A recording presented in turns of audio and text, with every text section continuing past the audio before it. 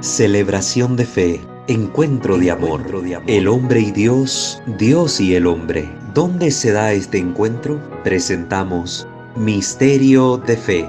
Escúchanos y conoce más sobre las expresiones de nuestra fe creída y celebrada en la liturgia. Señor Jesús, mi Salvador, amor eterno, amor divino. Queridos hermanos, sean bienvenidos a una transmisión más a través de su canal Misterio de Fe, que por la gracia de Dios llega a ustedes semana tras semana, llevándoles estos contenidos de formación litúrgica para conocer mejor cómo celebramos el misterio de nuestra fe y todo este proceso que ha tenido a lo largo de la historia la transformación en el ámbito litúrgico. Entonces, para que estemos siempre al pendiente de las publicaciones, suscríbanse a este canal si aún no lo han hecho y activen la campana de notificaciones. Igualmente tenemos otros dos canales, Santo Debo Ser, en el cual compartimos temática de índole espiritual católica, y nuestro canal de formación en temas bíblicos y apologéticos, Creo Señor, yo creo, para que también estén pues pendientes de los contenidos que están por ahí. Les invitamos a seguirnos en nuestra página de Facebook, @WalterFajardo20, para que estemos pues todos conectados y podamos ir compartiendo pues estos contenidos de interés común que pueden ser de mucha utilidad en nuestra formación católica. Vamos pues a comenzar la formación de este día, como siempre, invocando la presencia de nuestro buen Dios y poniéndonos en sus manos. Ave María Purísima, sin el ave concepta, in nomine Patris et Filii et Spiritus Sancti. Amén. Señor Dios omnipotente, Padre rico en misericordia, Dios de suma bondad, te adoramos, te glorificamos, te alabamos y te damos gracias, porque nos permites una vez más reunirnos en tu santa presencia, para poder continuar nuestro proceso formativo. Que tu gracia nos asista con tu Santo Espíritu, para que iluminados por sus luces, podamos, llenos de ti, encontrar esa sabiduría que nos ayuda a vivir en conformidad con tu voluntad. Que los ruegos de nuestra dulce Madre, Reina y Señora, la siempre Virgen María, de su esposo San José, los de los ángeles y de los santos, nos alcancen de ti la gracia que necesitamos para nuestra salvación eterna y para servir a la edificación del reino de Dios en esta tierra. Te lo pedimos a ti que reinas por los siglos de los siglos. Amén. Pater noster, qui es in celi, sanctificetur nomen tuum, adveniat regnum tuum, fiat voluntas tua sicut in cielo et in terra. Panem nostrum quotidianum da nobis hodie, et dimitte nobis debita nostra, sicut et nos dimittimus debitoribus nostris, et ne nos inducas in tentationem, sed libera nos a malo. Amén. Ave Maria, gratia plena Dominus tecum, benedicta tui mulieribus et benedictus fructus ventris tui, Iesus. Santa Maria Mater Dei, ora pro nobis peccatoribus, nunc et in hora mortis nostrae. Amen. Gloria Patri et Filio et Spiritui Sancto, sicut erat in principio et nunc et semper et in saecula saeculorum. Amen. Ave Maria Purísima, sin el ave concepta, in nomine Patris et Filii et Spiritus Sancti. Amén. Queridos hermanos, vamos a continuar desarrollando esta temática sobre los distintos elementos que encontramos en el presbiterio.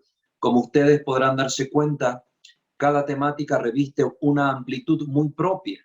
Pareciera que son temitas sencillos que deberían tocarse muy a grosso modo y ya está, pasar de una cosa a la otra. Ciertamente se pueden hacer cursitos muy básicos donde en una sola sesión de 1 hora podría uno abarcar muchísimos temas, pero el objetivo de estos cursos es brindar contenidos que nos permitan profundizar lo mayormente posible durante estos cortos periodos de tiempo que tenemos, todos estos distintos elementos que están presentes en nuestras celebraciones, conocer en mayor detalle y profundidad algo respecto a estos temas, para no quedarnos con lo de encimita. Lo de encimita, pues está bien conocerlo, muy bien que se hable de esto, pero profundizar estas temáticas se me hace a mí algo muy necesario, sobre todo en estos tiempos de mucha incertidumbre, de mucho relativismo, de mucha duda, de mucha confusión. Y entre más profundicemos las temáticas, mayor será nuestra claridad y la comprensión de las cosas. Conocemos no para creernos mejor que nadie, profundizamos y estudiamos no para sentirnos más que el prójimo, sino al contrario, para amar más, para comprender más y para servir mejor. Porque si estamos al servicio de un rey tan majestuoso como nuestro Dios, creo que el servicio que debemos brindarle debe ser el de mayor calidad posible. Y no podemos prestar un verdadero y auténtico servicio movidos por la ignorancia. El amor es fundamental, claro, pero el amor quiere conocer al amado. No se contenta con solo decir amo y hago lo que quiero. No. El amor no solo es amar y hacer lo que quiere. Uno no podrá actuar bien si desconoce esa ignorancia. Por eso el amor procura conocer, para que ese actuara como uno quiera sea en conformidad con la verdad y con lo que agrada a Dios, y no con una libre voluntad inclinada por el pecado, a la concupiscencia y a una forma de ser totalmente desviada. Eso se lo digo para que lo tengamos presente, porque hay personas que me han preguntado, ¿verdad, hermano? ¿Y por qué sus temas son tan largos? ¿O por qué las sesiones se dilatan uno tanto en un mismo tema? ¿Por qué insiste en algunas cosas? Bueno, esa es la razón, la que acabo de explicar. Esa es la razón para que lo tengamos muy en consideración. Yo creo que si lo único que me interesara fuera hablar un poco más de lo que hay allá afuera, de lo que ofrecen otros cursos, sin denigrarlos a esto, ¿verdad? Pues me contentaría yo con decir 3, 4 cositas y ya está. Pero hablo de estos contenidos en mayor profundidad precisamente porque he notado que muy pocas personas le dedican el tiempo dentro de sus canales o sus blogs, etcétera, a profundizar las temáticas. Entonces, a mí sí me gusta profundizarlas en aras de que usted conozca mejor la fe que celebra, para que así pues podamos vivir y amar más nuestra fe católica. Continuemos pues hablando del tema de la reserva del Santísimo Sacramento. Decía al inicio que estamos aún situados en los elementos que están presentes en el presbiterio. Y en el presbiterio encontramos una diversidad de estos elementos. Nos estamos centrando ahora en la parte del Santísimo Sacramento porque uno de los elementos que se hallaba presente y que aún se halla presente en muchas parroquias es el sagrario en el presbiterio. Incluso en muchos templos todavía se conserva el sagrario adosado al altar mayor que se utilizaba para la celebración del santo sacrificio de la misa. Por ello he querido tocar este tema acá en particular y no en algún otro momento más adelante, porque aún seguimos en el ámbito de la estructura de los espacios sagrados. No hemos pasado todavía de este tema, sino que se ha diversificado, pero siempre en contenidos relacionados. Pues la semana pasada, o la sesión pasada, estuvimos conversando a la luz del escrito del cardenal Joseph Ratzinger en la obra que se llama Introducción al Espíritu de la Liturgia, sobre este tema, la reserva del Santísimo Sacramento. Y escuchábamos las observaciones que daba el cardenal sobre cuánto se ha descuidado esta reserva en cuanto al amor y la veneración que se debe tener consecuentemente a lo que está presente en el pan y en el vino, y cómo en el tiempo actual se relativiza esta cuestión, creyendo que todo este ensalzamiento, decoro, adoración y reverencia para con las especies sacramentales se debe a una desviación originada en la Edad Media con respecto a la praxis de la Iglesia primitiva, cosa que a la luz de este escrito del Papa emérito Benedicto XVI, pues hemos podido aclarar, comprender mejor y desmentir lo que haya que desmentir. Pues hoy continuaremos hablando de este tema para aterrizar finalmente a la cuestión del sagrario, y haremos esta profundización a la luz de lo que nos dice la Enciclopedia Católica sobre la reserva de las sagradas especies.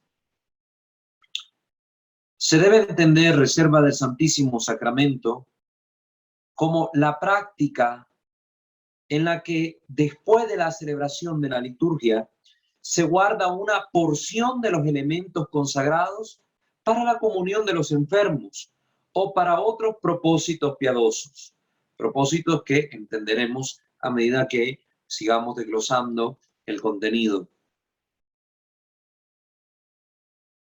La extrema antigüedad de tal reserva no puede ser discutida.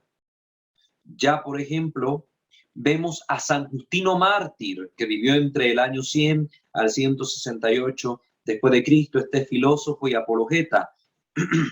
En el primer relato detallado de la práctica eucarística que poseemos y que aparece, por cierto, en el Catecismo de la Iglesia Católica, en el numeral 1345, tenemos ese relato de San Justino Mártir delante del emperador pagano Antonino Pío para explicarle qué es lo que hacían los cristianos el día domingo, el día primero de la semana, el día del sol, como se le conocía antes de llamar a ese día el día del Señor.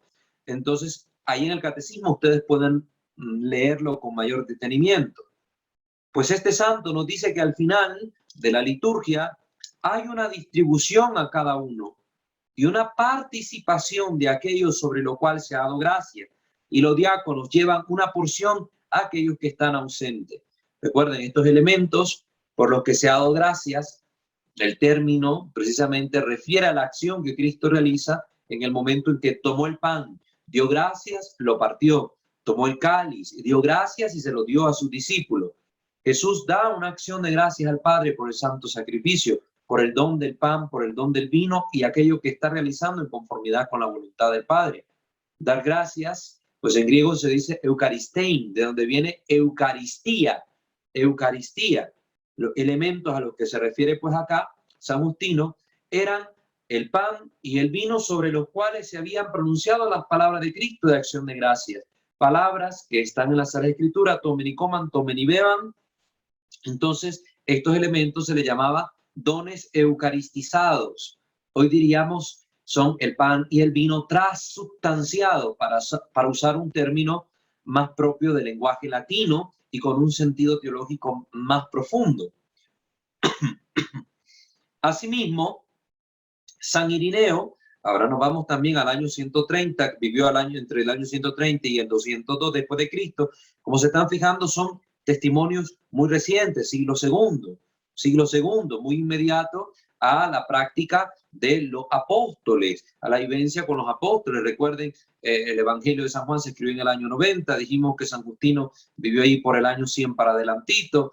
Entonces, están todavía relacionados, son padres apostólicos, están relacionados con los apóstoles y por tanto tienen una proximidad a ellos que permite conocer cuáles eran las prácticas de los primeros cristianos, para que nadie venga a inventar y decir, no, es que eso de reservar al Santísimo, eso de guardarlo para darlo más tarde, es invento de la Edad Media. Entonces con Martín Lutero se vino a abrir los ojos de la iglesia y que sí, en la cena del Señor está presente Cristo espiritualmente empanado, ¿verdad?, en las especies del pan y en el vino, pero todo se consume en el momento porque Jesús, después de que se disuelve la asamblea, pues ya no está presente en el pan, la doctrina luterana. No. Aquí los testimonios de los padres apostólicos, San Justino y San Irineo, que estamos mencionando ahorita, ya del siglo II, muy próximo a los apóstoles, nos dan testimonio y nos dan cuenta de la praxis de la comunidad primitiva. San Irineo, según es citado por Eusebio de Cesarea, en la obra de la Historia Eclesiástica, dice Eusebio que le escribió San Irineo al Papa Víctor y decía que los presbíteros ante ti, en la carta que escribe, que no la observaban, en el contexto de la carta, esto estaba refiriéndose San Irineo a una práctica, la práctica llamada cuartodecimana, es decir, de los cristianos que celebraban la Pascua el día 14 de Nisan, al mejor estilo judío, pero siendo el 14 de Nisan, cualquier día que fuera lunes, martes, miércoles, el día que cayera, sin importar. Entonces, esa práctica del 14º día, establecida en la ley de Levítico 23:5 en adelante, entonces se está haciendo referencia a San Irineo, a estos hermanos. Los presbíteros ante ti que no observan esa práctica, enviaron la Eucaristía, la cual se tenía que reservar de algún modo para poder ser enviada, transportada, a los otros distritos que sí observaban esta práctica, como una forma de llamarlos a la comunión. Sí, ciertamente, estos tienen una práctica distinta a la nuestra, pero es sobre la misma fe eucarística. Pues ayer otra disputa que había. Tertuliano, también otro padre de la iglesia, usa la palabra reservare, en latín, propiamente dicha, la palabra reservar, y parece sugerir que un hombre que tenía escrúpulos por romper su ayuno en días de ayuno, podía acercarse a la mesa sagrada y llevar el Santísimo Sacramento con él, reservándolo para consumirlo luego.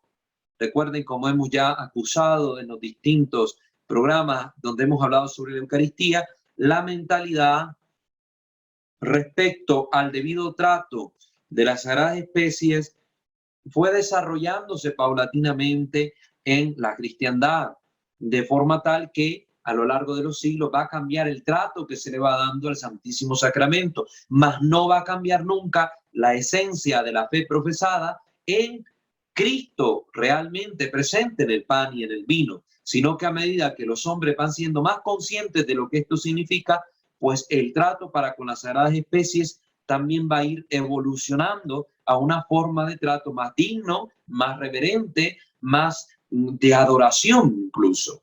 Entonces aquí se está diciendo que Tertuliano habla sobre este hombre que llevaba el Santísimo Sacramento, lo reservaba y lo consumía luego de acabado el tiempo del ayuno, porque era un hombre muy escrupuloso. Entonces, lo que nos interesa ver aquí no es tanto los hechos, sino pues los hechos del escrúpulo del hombre, sino el hecho de que se reservaba el Santísimo Sacramento. Se tenía esta mentalidad de que Cristo permanecía en las especies consagradas aún después de la celebración de la liturgia. Eso es lo que tenemos que estar fijándonos ahorita, que en la iglesia había desde el principio una claridad real de que una vez que el sacerdote pronunciaba sobre el pan y el vino las palabras de nuestro Señor Jesucristo, estos dones quedaban eucaristizados, es decir, transubstanciados, como lo entendemos bien ahora, y que Cristo estaba presente allí en ellos, que el pan y el vino, sin dejar de verse, ni sentirse, ni oler al pan y al vino, aunque sus accidentes permanecieran, que son los accidentes, son las cualidades que se manifiestan en la sustancia de estos elementos, que es lo que les permitía hacer pan y lo que les permitía hacer vino, esta sustancia cambiaba y se convertía en el cuerpo, sangre, alma y divinidad de Cristo. Y que ese cambio sustancial que se da permanece en el tiempo mientras las especies permanezcan. Mientras el pan esté ahí, mientras el vino esté ahí, estos no se hayan corrompido por algún suceso, ¿verdad? Que se haya derramado en el suelo, que hayan echado del vino en un montón de agua, en otro líquido, etcétera. Entonces, ahí está presente Cristo. Más allá del momento de la celebración litúrgica, más allá de la hora en que la comunidad se reunía para la fracción del pan. Eso es lo que tenemos que tener bien claro. También en San Cipriano, otro padre de la iglesia, a mediados del siglo III, ya vimos la fe apostólica, el siglo I, la fe de los padres apostólicos, siglo II, y estamos ya corriendo hacia el siglo III, San Cipriano, en él, ya encontramos el registro de milagros eucarísticos. Desde muy antiguo, imagínense. Ciertamente uno de los registros más grandes que tenemos así de milagros espectaculares que aún hoy en día pueden ser contemplados, por ejemplo, el milagro del Lanciano, pero eso hace 1000 años. Tenemos este más antiguo, ya en San Cipriano, desde el siglo III, tenemos registros de milagros eucarísticos. Como por ejemplo, cuando nos habla de una mujer que intentaba abrir con las manos contaminadas, sucias, la arqueta o el arca en la que se mantenía el Santísimo Sacramento y que fue disuadida por las llamas que estallaron de él. Del sagrario salieron llamas que evitaron que esta mujer con manos impuras tocara el Santísimo Sacramento. Nos recuerda esto a lo que acontecía con el Arca de la Alianza. Recordarán ustedes que se nos narra que incluso cuando el arca estaba siendo transportada en una carreta, el arca, por el movimiento de la carreta, casi se cae y que los levitas trataron de tocarla unos hombres ahí para poder acomodarla, y en eso, al tocarla, cayeron muertos, porque los únicos que tenían permiso de tocarla eran los sacerdotes, no los ayudantes de los sacerdotes, sino los sacerdotes. Entonces, esto sucedió. Y este milagro eucarístico que acontece en tiempos de San Cipriano, pues nos recuerda este evento bíblico y que nos está haciendo ver la mentalidad respecto a las sagradas especies que había en la iglesia primitiva, que es una mentalidad donde hay conciencia de lo sacratísimo que se encuentra reservado ahí. Y también ya aquí vemos este vestigio de lo que luego se va a convertir más adelante en los sagrarios. Es decir, estamos viendo ya un antecesor muy, muy primitivo de los tabernáculos o sagrarios, una pequeña arqueta, es decir, una caja en forma de arca que contenía el Santísimo Sacramento. Y de nuevo, aproximadamente en el mismo periodo, un relato escrito por San Dionisio de Alejandría fue copiado por San Eusebio, otra vez, San Eusebio de Cesarea, Historia Eclesiástica, del cual se deduce que un sacerdote, por estar enfermo e incapaz de visitar él mismo a un moribundo, el cual le había enviado un muchacho a pedir el santo viático en medio de la noche, le dio al niño una porción de la Eucaristía para llevarla al enfermo, que debía consumirla humedecida con agua. Entonces, ya estamos viendo que este sacerdote tenía en su posesión las especies consagradas, las reservaba y que podía así distribuirla a los enfermos, a los moribundos, a aquellos que estuvieran necesitados del Santísimo Sacramento. Aquí vemos un muchacho llevando el santo viático. Como les digo, el manejo de las sagradas especies se hacía con mucha reverencia. La conciencia de los primeros cristianos era muy grande respecto a las cosas sagradas. Conciencia que hoy, 2021 años después, a veces es difícil de encontrar en muchos creyentes que comulgan sin confesarse, que pasan a comulgar comiendo chicle, que agarran la hostia como que fuera alguna galleta, que no tienen fe en eso. Recordemos la encuesta que hubo no hace mucho tiempo en Estados Unidos, donde se manifestaba que un buen porcentaje de católicos, no recuerdo si era el 60-70% de católicos, creían que el pan y el vino consagrados eran únicamente un símbolo de la presencia de Cristo y no Jesucristo realmente presente en el Santísimo Sacramento. Entonces eso es doloroso de saberlo. Hoy en nuestros días, en estas comunidades primitivas sí había clara conciencia, había un trato respetuoso del Santísimo Sacramento hasta el punto de dar la vida por el Señor, presente en el pan, como sucedió en el caso del patrono de los monaguillos, San Tarcisio Mártir. San Tarcisio Mártir. Entonces, lógicamente, después con el tiempo, y lo veremos cuando estudiemos los distintos ministerios de los laicos, cuando estudiemos los ministros extraordinarios de la Sagrada Comunión, la historia de ellos, vamos a ir viendo cómo evolucionó también el entendimiento de la Iglesia respecto al papel de los laicos y la Eucaristía. Esta historia que les acabo de narrar del jovencito que fue a medianoche a buscar al sacerdote para pedir el viático, ilustra el primer y principal propósito de la reserva eucarística. El primer y principal propósito de la reserva eucarística, que es así formalmente establecido en el 13º canon de Nicea. El concilio de Nicea dijo: con respecto a los moribundos, se debe seguir observando la antigua regla de la Iglesia, que prohíbe que cualquiera que esté a punto de morir se vea privado del último y muy necesario viático. Estaba este viático que se le diera al que estaba muriendo, lógicamente cumpliendo el requisito de por lo menos recibir la absolución sacramental.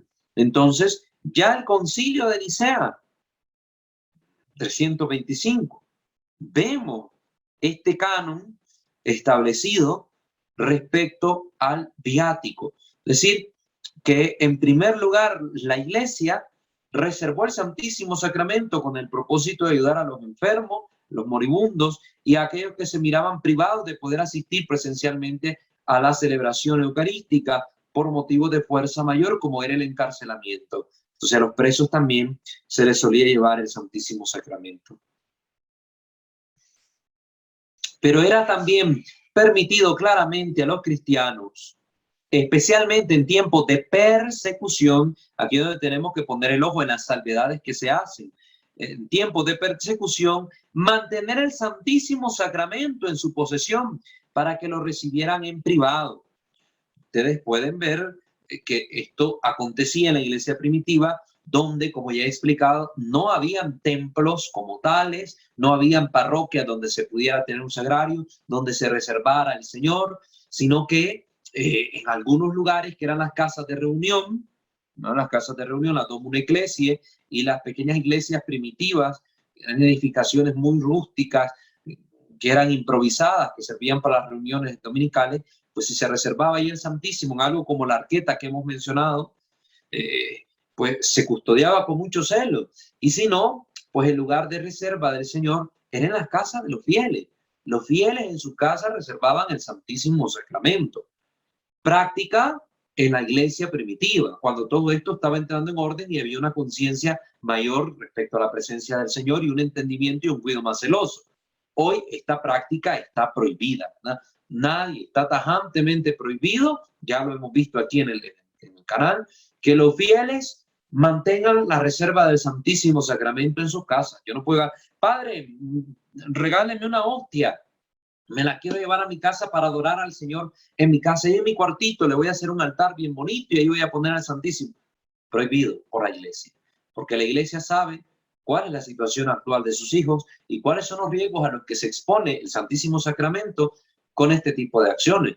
Uno puede creer conocer muy bien a una persona, pero yo qué sé si se la está llevando a la hostia para un ritual satánico, para brujería, para lo que fuere. No puede ser manipulado el Santísimo Sacramento por los laicos a gusto y antojo.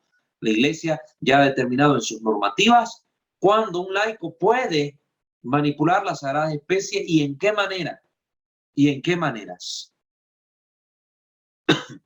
Este uso de llevarse el Santísimo a las casas duró muchos siglos, especialmente bajo ciertas circunstancias excepcionales. Por ejemplo, también en el caso de los ermitaños, estas personas que procuraban dejar el mundo tal cual, las riquezas del mundo, sus puestos, sus títulos, sus familias, y se iban a vivir en pequeños espacios, en desiertos, en montes, que eran como pequeñas cuevas donde se metían a llevar una vida eremítica, como se dice hoy. Eremo, recuerda, la palabra significa desierto, la vida en el desierto, es decir, desapegado de las cosas terrenas para centrarse a la oración y a la vida en el espíritu.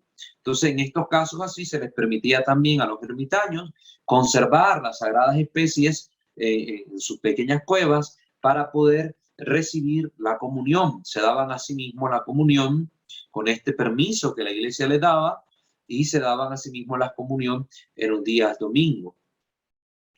Una respuesta dada por el obispo de Corinto a Lucas el joven, una anacoreta en Acaya, allá en el siglo X, explica en detalle cómo se debe recibir la comunión bajo tales circunstancias. Es decir, la iglesia también esto lo reguló, lo normó, no era simple y sencillamente, bueno, me voy de ermitaño, pásenme al Santísimo, voy unos días al campo y mientras esté allá yo me doy la comunión. No es una cosa de juego, ¿verdad? No es un canapé que se pueden llevar para pasar el rato, ¿no? Con esto siempre hay que tener mucho cuidado cómo entendemos las cosas. En una fecha anterior, cuando ciertos monjes herejes, ya sabemos que el hereje es el que niega parcialmente la fe, el que está dentro de la fe negando una parte de la fe y por tanto su fe es a media, mal vivida y no le concede la gracia de la salvación tal cual si rechaza la verdad de Cristo. Pues cuando ciertos monjes herejes del monte Calamón en Palestina expresaron sus dudas sobre si la Sagrada Eucaristía que había sido guardada para el día siguiente no perdía su consagración, vayan viendo que es de muy antiguo, ¿verdad? Porque esto es todavía anterior al siglo X. Quien va a dar respuesta va a ser San Cirilo de Alejandría, muy anterior al siglo X. Ya existían estas dudas por parte de algunas personas y se les consideró herejes al negar la transubstanciación del pan y el vino. Pues estas personas que dudaban San Cirilo de Alejandría escribió que aquellos que hablaban así debían estar locos. Se le debería considerar así. Mainontai en griego, locos, están locos. Porque la iglesia siempre ha profesado que Cristo está en el pan y en el vino, aún después de la celebración litúrgica. Yo creo que San Cirilo hubiera estado en tiempos de Martín Lutero, pues le hubiera dicho a Martín Lutero, estás loco de remate en creer que el Señor no queda presente en el pan y en el vino después de que la celebración litúrgica del domingo ha terminado. Seré un loco, Martín Lutero. Pero bueno, lo que es más sorprendente, continuó siendo costumbre en muchas casas religiosas de mujeres en Occidente hasta los siglos XI y XII, o más tarde, al recibir en el día de su profesión solemne una pequeña provisión del Santísimo Sacramento. Esta costumbre de que los monjes, los que se dedicaban a la oración, conservaran al Señor, se ve todavía presente en el siglo XI, XII y todavía un poquito más tarde, donde las monjas el día de su profesión solemne, pues se le daba una pequeña provisión del Santísimo Sacramento. Y con esto pasaban un periodo de 8 días en una especie de retiro, en los cuales eran libres de participar diariamente de este alimento celestial. Una cosa sumamente excepcional. En esos días no había pues una comunión tan frecuente, ya se miraba que bastaba comulgar el día domingo, a veces ni se comulgaba todos los domingos. Habían días especiales en los que la gente accedía a la comunión, la Pascua, o la Navidad, o Pentecostés, fechas muy así. De hecho, todavía hoy en los mandamientos de la iglesia se dice comulgar por Pascua Florida. Es decir, que por lo menos la comunión debe ser hecha por el cristiano una vez al año por mandato de la Santa Madre Iglesia. Cosas de las que ahora nadie se confiesa, romper los mandamientos de la iglesia. No, y que si no puedo comulgar, pues, bueno, tiene su situación para que comulgue, hermanos, tiene su situación, su vida. Entonces, en estos años que no era tan usual la práctica de la comunión frecuente, se mira que a estas monjas se les permitía pues hacer esta especie de retiro durante 8 días, los 8 días, el octavo día, el día del Señor, y en él, pues en ese tiempo, participaban diariamente de este alimento celestial. Esto aparece en De Antiquis Ecclesiae Ritibus, de los antiguos ritos de la iglesia, en esa obra. También sabemos que los cristianos trataban de llevar con ellos el Santísimo Sacramento en tiempos de grave peligro, como medio de protección, según lo dice San Ambrosio en su obra El hermano del mundo. Entonces, San Ambrosio, imagínense San Ambrosio que fue que le ayudó en su proceso de conversión a San Agustín, allá en el siglo IV. Entonces, ya se miraba esta práctica también. La fe que ponían los creyentes en Eucaristía como un medio seguro de protección y salvaguarda contra el mal, no como un amuleto, sino la fe en la presencia real de Cristo que está ahí con uno, que aunque parezca dormir, como le sucedió a los discípulos cuando iban atravesando el mar de Galilea y les atacó aquella tormenta y Jesús iba dormido ahí en la barca, pues saben que el Señor con solo alzar la mano detiene todo, con solo su voz calma la tormenta. Pues esta fe y esta confianza en el Señor, los cristianos siempre lo han tenido, ¿verdad? Lo han tenido. Miraban en él, dice San Ambrosio, un medio de protección contra los graves peligros o como una fuente de consuelo. Encontraban en el Santísimo la fuente del consuelo. Además, como se señaló anteriormente, la Eucaristía era enviada de un obispo a otro en señal de comunión caritativa. Ya lo hemos apuntado con lo que decía San Irineo.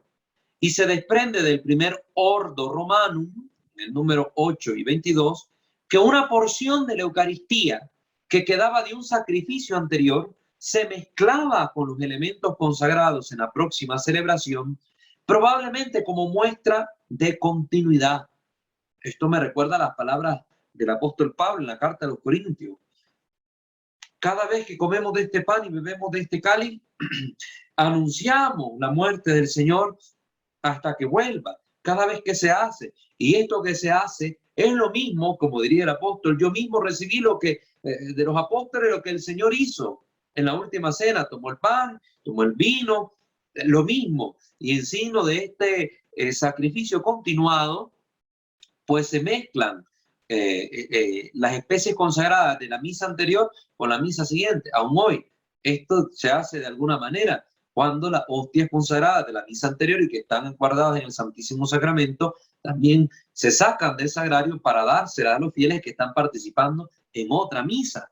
Entonces, así se continúa también perpetuando este signo de la misma celebración que tuvo lugar en la última cena y que se celebró por la primera comunidad cristiana, sigue siendo hoy la cena que seguimos celebrando, el santo sacrificio de nuestro Señor.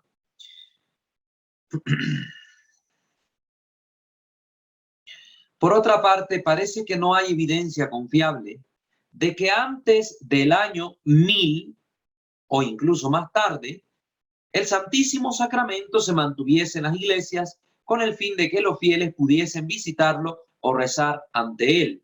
Es decir, que antes del año 1000 lo que no existe es evidencia de reservar al Santísimo con el objeto de brindar lo que se llama hoy la adoración eucarística en el tabernáculo, cosa que vino apareciendo posteriormente, ¿verdad? Ya en este segundo milenio. Ya en el primer milenio no hay vestigio de esta práctica. Se guardaba únicamente con el fin de llevar el viático a los enfermos y a los encarcelados. Es con posterioridad, en el segundo milenio, que empieza a aparecer esta praxis de la adoración eucarística. También se debió esto a varios milagros eucarísticos que acontecieron y que lleva a la gente a reconocer, sobre todo en momentos de grandes dudas, la presencia real del Señor, y esto hace que el pueblo se desboque a adorar la presencia real de Cristo en las especies sacramentales. San Optato de Mileve llama al altar el trono del cuerpo y la sangre de Cristo. Sedes et corporis et sanguinis Christi, así le llamaba San Optato. Aunque también se describe el altar en el mismo contexto como el lugar donde el cuerpo y la sangre de Cristo moran por un breve de tiempo, per certa momenta, mientras se está realizando el santo sacrificio, pues ahí mora el cuerpo de Cristo, luego se llevaba a reservar a las casas, como hemos dicho. Entonces, esto se apunta para hacer ver pues que no estaba realmente en el altar como tal, custodiado ahí el Santísimo Sacramento. En varias iglesias esta práctica se desconocía. La evolución de esta fue variando en distintas zonas. Es decir, tal vez aquí en el siglo V aparece por primera vez la reserva eucarística en el altar, pues en otro lugar apareció hasta el siglo X. En otro lugar, tal vez antes que en el lugar del siglo V, apareció en el siglo II o en el siglo III. Como hemos visto esta práctica que mencionaba San Cipriano de guardar la Eucaristía en una arqueta. Entonces, la aparición del sagrario se fue suscitando a lo largo de muchos siglos en distintos lugares hasta que ya con el paso del tiempo pues se fueron regularizando estas prácticas. Lo que sí hubo desde el principio es lo que nos está haciendo constar la Enciclopedia Católica, es que sí se mantenía una parte de las especies consagradas reservadas para distintos fines. Esto es de lo que estamos hablando ahorita para luego ya centrarnos en la historia como tal del sagrario, pero aquí ya vamos teniendo ciertas luces que nos permiten ir comprendiendo cómo lo uno y lo otro están íntimamente relacionados y cómo pues fue necesario que en el tiempo apareciera pues el sagrario para reservar al Señor. Además hay otro pasaje que llama la atención, un pasaje de San Gregorio Nacianceno, describiendo a su hermana Gorgonia como visitando el altar en medio de la noche, lo que podría tomarse como que estuviera yendo a hacer adoración eucarística. Pero la realidad es que la verdadera explicación parece ser que era que ella iba a buscar en la noche migajas o rastros de las especies eucarísticas que pudieran haber caído accidentalmente y haber sido pasadas por alto. Entonces ella iba a revisar que ni una sola partícula del Señor estuviera en el suelo. Y hoy se comulga la mano, los fieles se sacuden las manos, hoy los sacerdotes ya no quieren usar la bandeja de comunión o platillo de comunión o patena como le llaman algunos. ya no lo quieren utilizar, el Santísimo está en el suelo. ¿Recuerdan aquel videíto que les pusimos también mientras impartimos el curso de la comunión en la mano, donde se originó aquel videíto, ¿verdad? Jesús está en el suelo. Videíto corto que precisamente ilustra la situación actual en la praxis de la comunión. Pues aquí tenemos una santa mujer ya en tiempos de San Gregorio Nacianceno, muchísimos siglos atrás, en el primer milenio, que iba de noche a buscar que en el templo, delante del altar, no hubiese quedado ni la más mínima migajita del pan eucarístico en el suelo, para que no se pisara al Señor, para comulgar a nuestro Señor presente hasta en la más pequeña fracción del pan. Probablemente entonces sería correcto decir que hasta la Edad Media tardía, los que acudían a la iglesia a orar fuera de la hora de servicio no venían tanto para honrar la presencia eucarística, sino para orar ante el altar sobre el cual Jesucristo solía descender cuando se pronunciaban las palabras de consagración durante la misa, ¿verdad? Se invocaba al Espíritu Santo y descendía sobre las especies consagradas, que pronunciando las palabras de nuestro Señor Jesucristo se convertían en su cuerpo, sangre, alma y divinidad. Entonces la gente iba a orar delante del altar. Recuerden que esta praxis de la veneración al altar ya está registrada en el Antiguo Testamento respecto a los judíos. Cuánta veneración le tenían al altar y que hacían oraciones también delante del altar, presentaban el incienso en el altar. El incienso son las oraciones, suba hasta ti el incienso, suban las oraciones hasta ti como el incienso de la tarde, nos dice el Salmo. Entonces, esta práctica ya estaba presente también en el Antiguo Testamento y lo vemos presente también en la comunidad cristiana, que tiene raíces también judías. Entonces son prácticas que están presentes en la comunidad de fe y que se seguían haciendo durante el primer milenio de la cristiandad. Ir a orar delante del altar.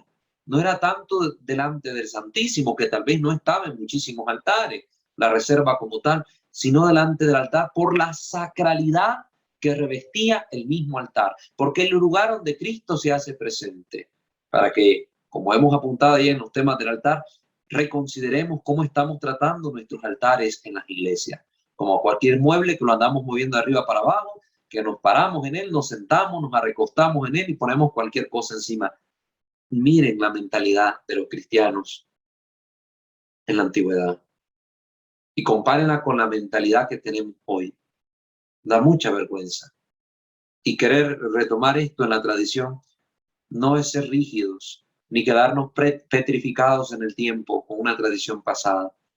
Se trata de apuntar a lo que es sano y bueno, y como dice el Evangelio, hay que ser como ese padre que sabe sacar del cofre siempre cosas nuevas y cosas antiguas. Lo nuevo, pues hay que tomarlo y ver si es bueno y saludable. Ánimo, hay que seguir adelante. Pero también en lo antiguo podemos encontrar cosas muy buenas, laudables y saludables, que debemos también sacar para hacer provecho de ellas. En cuanto a la forma y el lugar de la reserva, durante los primeros siglos no hubo gran uniformidad de la práctica. Sin duda, la Eucaristía se mantenía a menudo en casas particulares, pero un concilio de Toledo, allá en el 480, siglo V, que denunciaba a los que no consumían inmediatamente las especies sagradas cuando las recibían del sacerdote en el altar, muy posiblemente marca un cambio en este sentido. Ya este concilio de Toledo, ¿verdad?, estamos viendo que está dando la pauta a que la praxis cambie. Antes la gente iba a la misa, ponía sus manos, llevaba al Santísimo, ¿verdad?, si no se lo iba a consumir de forma inmediata, y con la práctica que hemos visto que en algunos lados estuvo presente, poner un paño en la mano, se lo llevaba, lo reservaba. Pues este concilio presenta un cambio de sentido en esta práctica. El concilio de Toledo establece, ¿verdad?, y denunciaba que estaba prohibido llevarse las especies consagradas, que debían consumirse inmediatamente recibiéndolas del sacerdote en el altar. Por otra parte, numerosos decretos de sínodos y penas que se introducen en los libros penitenciales imponen a los párrocos el deber de reservar el Santísimo Sacramento para el uso de los enfermos y moribundos. y al mismo tiempo guardarlo con reverencia y seguridad contra cualquier peligro de corrupción de las sagradas especies. Ya vieron que en el tiempo se va originando esta necesidad del surgimiento del sagrario. Pues si se reservaba el Señor para llevar a los enfermos, no podíamos reservarlo de cualquier manera. No podíamos permitir que se corrompieran las especies. No podíamos permitir que cualquiera echara mano de ellas. Entonces había que diseñar los medios. Uno, para contener de forma sacratísima aquel divino misterio. Y segundo, para resguardar ese misterio insondable de forma tal que pues hubiera una seguridad pertinente. Para este periodo se usaban comúnmente unos cofres en forma de paloma o de una torre. Ustedes pueden buscar incluso en Google, hay imágenes sobre estas palomas metálicas donde se reservaba el Santísimo Sacramento. Son cosas muy, muy curiosas. Entonces se reservaban en cofres en forma de palomo de una torre, hechas en su mayoría de uno de los metales preciosos, oro, plata, pero no aparece claramente si en la Edad Media temprana estas vasijas eucarísticas se guardaban sobre el altar o en otra parte de la iglesia o en la sacristía. Esto es lo otro. Sí vemos que existían estos cofres para reservar al Señor. Ahora, a donde vamos apuntando, ya con el progreso que estamos haciendo del desarrollo de la temática, es ver que si se reservaba en un cofre, ¿dónde estaba este cofre? ¿Estaba en el altar? ¿Estaba en la sacristía? ¿Estaba ya en algún otro lado de la iglesia? ¿Dónde se encontraba? Aquí también vamos viendo una evolución en la práctica. Ya no se está dejando la reserva en las casas de los fieles, como lo hemos visto a partir del Concilio de Toledo. Ahora que se está llevando a la iglesia, ¿dónde se va a colocar? Se deja ahí, ¿dónde se va a poner? Después del siglo X, del siglo V, pasamos ahora al siglo X, el uso más común en Inglaterra y Francia, bien puntualizado geográficamente, estamos ubicándonos, ¿dónde, verdad? Inglaterra y Francia. Parece haber sido suspender con un cordón el Santísimo Sacramento en un vaso en forma de paloma sobre el altar mayor. Pues estamos viendo, siglo X, puntualmente Inglaterra y Francia, la costumbre reservar el Santísimo Sacramento en una paloma metálica. ¿Por qué? La paloma, el epíclesis, signo del Espíritu Santo, la paloma, ahí se guarda, ¿verdad? Por obra y gracia del Espíritu Santo se encarnó el pan de vida en el vientre santísimo de la Inmaculada. Si preguntan por qué la paloma, la forma, pues ahí tiene un sentido para que lo vayan comprendiendo. Entonces, se colgaba sobre el altar mayor, ahí estaba reservado el Santísimo. Pero también se conocían los tabernáculos fijos y cerrados, y de hecho eran prescritos por los reglamentos del obispo Cuivil de Exeter a finales del siglo XIII. Ya del siglo X pasamos al XIII. Aunque en Inglaterra nunca llegaron a ser de uso general antes de la Reforma Protestante, una reforma sobre todo llevada a cabo por Enrique VIII. Entonces, estamos viendo acá que ya la práctica cada vez va tomando más la forma que conocemos hoy en nuestros días, guardar en un cofre fijo y cerrado el Santísimo Sacramento. En Alemania, ya en el siglo XIV y XV, estamos viendo estos dos siglos, en los siglos XIV y XV, puntualmente en Alemania, prevaleció ampliamente la costumbre de guardar la Eucaristía en una casa sacramental, se le llamaba así, a menudo bellamente decorada, separada del altar mayor, pero solo a una corta distancia de él y al lado norte o del evangelio de la iglesia. Recuerden, el altar estaba pegado a la pared en dirección al este, la epístola se leía al lado derecho del sacerdote, el evangelio al lado izquierdo. Entonces, el lado izquierdo, conocido como el lado del evangelio o lado norte de la iglesia, pues en la pared al lado norte se le hacía una casa sacramental, es decir, bien decorada, una casa, un pequeño cofre con esta forma, y ahí se colocaba el Santísimo. Esta costumbre parece haberse originado en el deseo de permitir que el Santísimo Sacramento fuese visto por los fieles sin contravenir exactamente los decretos sinodales que prohibían cualquier exposición continua. Recuerden, ya había mucho celo, mucho cuidado del Santísimo Sacramento, ya había mayor conciencia y comprensión de lo que era, pues evitaban una exposición continua del Señor, para que no fuera ultrajado, si alguien se metía a la iglesia, se lo robara, cosa que hoy está pasando en muchos lugares, se meten y agarran las custodias porque las exponen y sin tanta protección, sin nadie que las cuide, las vigile, y se llevan la custodia con todo y el Santísimo, botan la hostia y se llevan el ostensorio nada más. Entonces, y a veces hasta la hostia se la roban, ¿verdad? Desgraciadamente, para hacer chanchadales. Entonces, ya estaba esta praxis en el siglo XIV, ya también en el siglo XV en Alemania. La casa sacramental se llamaba. En Inglaterra y Francia, la paloma colgante sobre el altar mayor o el cofre en forma de torre. Y en Alemania, pues la casa sacramental. Como van viendo, la forma de reservar el Santísimo Sacramento fue mutando en la historia, fue mutando también en las distintas regiones geográficas.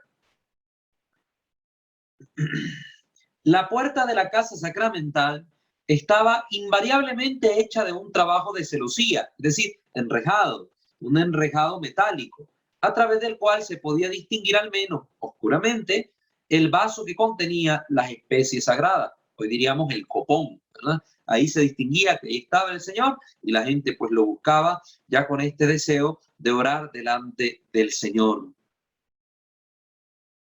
En los tiempos modernos se han hecho muchas disposiciones para asegurar la reverencia y la seguridad de la reserva del Santísimo Sacramento. También respecto a la renovación de las especies, se establece que la Eucaristía no debe quedarse más de un mes, mientras que se recomienda un intervalo mucho menor, y generalmente es lo que se sigue en la praxis, ¿verdad? Que se esté cambiando, renovando las especies consagradas. Lo mismo para la hostia que se expone en el ostensorio o custodia. Pues es cierto que solo lo ocupamos para esos momentos, pero si es posible cada jueves renovarla y consagrar una nueva, mejor, y se consume esa especie, porque con el tiempo puede corromperse. Recuerden que aunque es el cuerpo, sangre, alma y divinidad de Cristo, el accidente del pan se sigue manifestando. Entonces, el olor, el sabor, y puede corromperse también. Entonces, esto hay que tenerlo presente, ¿verdad? No es que acontezca generalmente, pero sí puede darse. La práctica de encender una luz ante el tabernáculo o receptáculo donde está reservado el Señor data del siglo XIII o antes, pero está por ahí entre el XII y el XIII. Vamos a hablar también de la lámpara devocional o lámpara del Santísimo, pues un poquito más adelante. Pero al principio no se consideraba de obligación estricta. O sea, a partir del siglo XIII, podemos decirlo ya con certeza, vemos que donde se reservaba el Santísimo se ponía como signo de que estaba ahí presente el Señor, pues la lámpara, que recordaba aquella lámpara que ardía junto al tabernáculo en el templo de Jerusalén, aquella lámpara. Aún ardía la lámpara cuando vino la voz de Dios al joven Samuel. Samuel, Samuel. Vayan a leer la historia de Samuel en el primer libro de Samuel y ahí sale mencionado.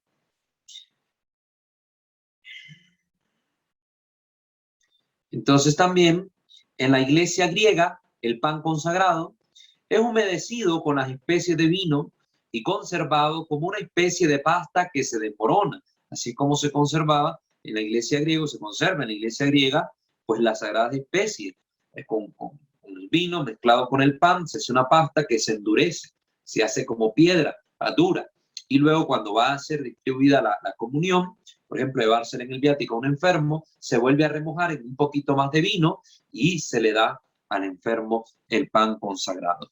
Entonces, esto es lo que nos dice la Enciclopedia Católica sobre la reserva del Santísimo Sacramento.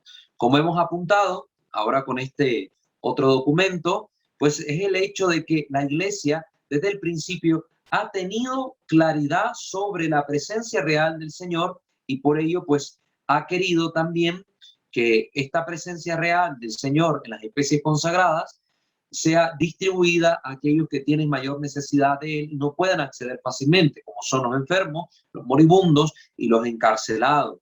Entonces, el fin primero por el cual se guardaba el Santísimo Sacramento, más que exponerlo a una adoración pública de los fieles, era para asistir a estos más necesitados. Y que la Iglesia tuvo claridad de la presencia real del Señor más allá del momento en que la comunidad se reunía para celebrar la fracción del pan. Es decir, que perduraba en el tiempo la presencia real de nuestro Señor en las especies consagradas, y que incluso se les llamó locos, como decía San Cirilo de Alejandría, se les llamó locos a aquellos que dudaran de esta presencia real, ¿verdad? Que también le caerían estas palabras a los protestantes hoy en día, ¿verdad? También le caería a los que tienen esa mentalidad.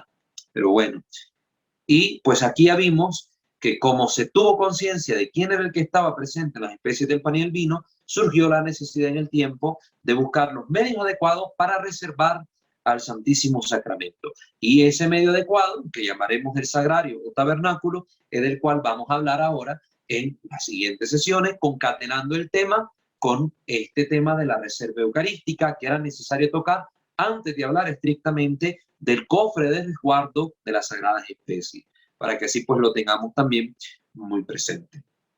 Muy bien, hasta ahí vamos a dejar la sesión de hoy. Respecto a esto, les invito a suscribirse a nuestro canal y activar la campana de notificaciones si no lo ha hecho, nuestro canal Misterio de Fe sobre temas litúrgicos. También igualmente nuestros dos canales, Santo Debo Ser en materia de espiritualidad católica y Creo, Señor, Yo Creo en materia de doctrinas en general y temas bíblicos apologéticos.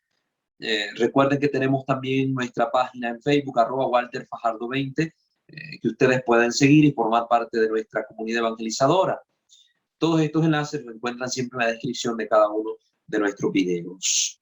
Muy bien, vamos a dar paso ahora a la sección de preguntas, respuestas y comentarios. Para los hermanos que están en Zoom, si quieren pues comentar algo, lo pueden hacer en vivo y en directo. Quienes nos siguen por medio de YouTube en vivo, pueden escribirnos pues, sus preguntas, las palabras que quieran dirigirnos a través de la caja de comentarios, ¿verdad? Los que nos están siguiendo en YouTube, si quieren pueden hacerlo ahorita, los que nos están viendo. Me dicen que no hay comentarios en la caja todavía, pero el que desee puede comentar. Hermanos de Zoom, los que están por este medio, si alguno tiene alguna pregunta, alguna duda o algún comentario, ¿qué les ha parecido este recorrido que hemos hecho en 2 sesiones sobre la historia de la reserva del Santísimo Sacramento?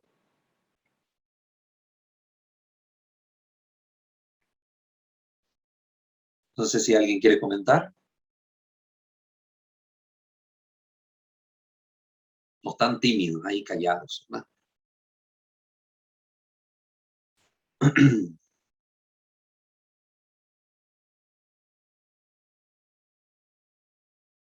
No sé si hay alguna otra pregunta en YouTube, si alguien escribió algo. No, no hay ninguna pregunta en YouTube. No hay ninguno, ok. Entonces, pues queda pendiente el tema sobre el sagrario, ¿verdad?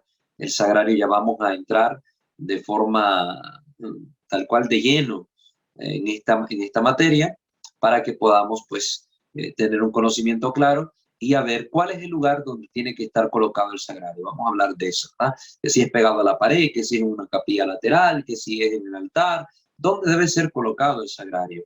¿Dónde era colocado antes? Ya estamos viendo que en el primer milenio no tuvo un lugar fijo, ya a partir del siglo X en adelante se va buscando cómo llevar al templo y que después la colocación, por lo menos hasta el siglo XV, eran en distintos puntos, ¿verdad? Hasta el momento lo que hemos visto. Ya vamos a ver con posterioridad y cuáles son las reglas actuales sobre esta temática, ¿verdad? ¿Dónde debe estar colocado el sagrario y de qué manera debe estar colocado? ¿Sí? Para que lo tengamos presente. Bueno, muy bien, no sé si alguien va a decir algo.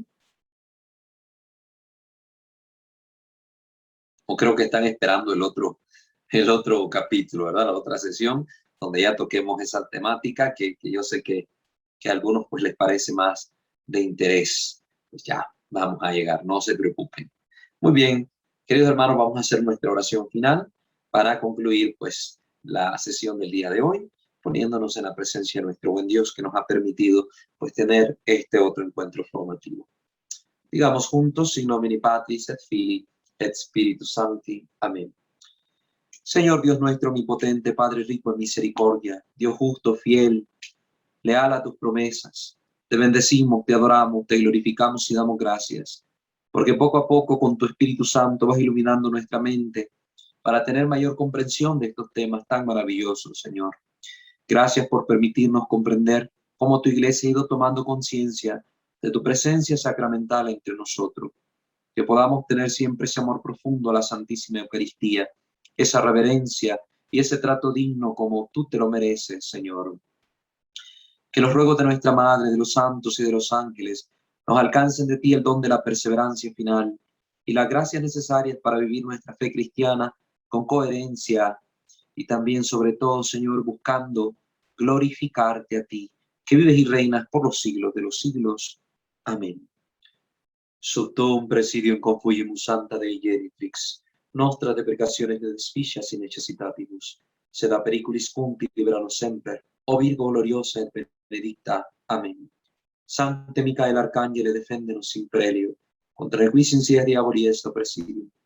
Inter diri Deus supplice te precamur. Tuque principe Lice celesti Satana valioso spiritus malignos, cuia perditionem animarum propagantur in mundo, divina virtute in infernum detrude. Amén. Ángel de mi guarda, dulce compañía, no me desampares ni de noche ni de día. No me dejes solo, que sin ti me perdería. En la hora de mi muerte llévame feliz a los brazos de Jesús, José y María. Amén. Ave María Purísima, sin el ave concepta, in nomine Patris et Filii et Spiritus Sancti. Amén.